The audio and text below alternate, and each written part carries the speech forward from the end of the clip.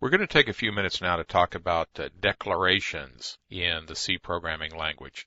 A declaration of a variable is very different from the initialization of a variable. The declaration tells the C compiler that we want a certain number of bytes and a certain type of storage for some use that we have in our program, that we want something that we can put a name or an age or some other piece of information in.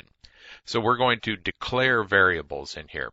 Now, declaring the variables all on one line is just fine. Here we have some integers. We have an int called upper and lower and step. Now, this creates those variables, but it doesn't give them any initial value. We'll take a look at a point here where they would get an initial value based on where they're created. But if they're just put in our normal program, they are what is called automatics, and they will not be given a value. Just whatever is in the computer's memory where they're assigned to is what you get until you initialize them. It is better coding practice in C to use separate lines, to have character, first name, this is an array that we'll see a little later with the brackets. So we have a number of characters put together there. We haven't said how many yet, but we're just getting set to be able to do that. And here's a character last name, another array. Here's an integer age. Again, no initialization, just declaration of the variable. Now here's an option where we have created an external variable. Here's an integer I, and it's outside of our program. Here's our little main program, or our main function, which at this point is our entire program.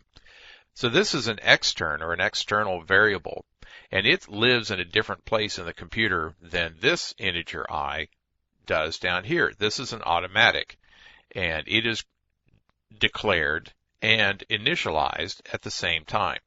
So here we declare an integer I, and we set it equal to the value 0. So that's our best practice, is to get that thing set to some known value before we ever try to use it.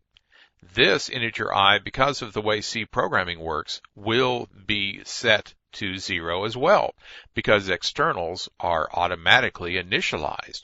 They are given a 0 value if you don't give them any other value. So that's a little difference in our C programming declarations. So that's about it for declarations. They're very simple to do.